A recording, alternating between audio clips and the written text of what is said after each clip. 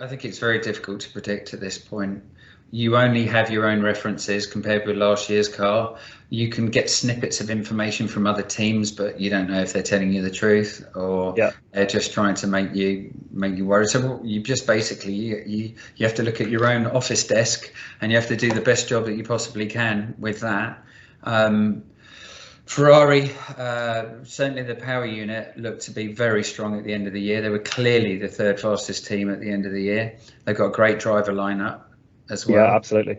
And they seem to have been, I wasn't sure about whether they would gel together as drivers, but they seem to have done that very well. Yeah. I think Ferrari are going to be the big unknown, or possibly the big threat this year. That's really interesting because it seems amazing to think that there hasn't been a Ferrari world champion since Kimi Räikkönen, and it's such a team with that. They're going to have either one of the highest budgets every year. The town of Maranello in Italy just is all about contributing to Ferrari. They've got private test tracks, they've got this big setup, they've got a junior driver program like Red Bull, but it just seems that they haven't been able to quite put it all together for 1 year. And their powertrain engineers had a little bit to do with that in 2019. But I guess, maybe they could be up there for the future. It could be very cool to see them back on top. Would be nice. Not for me.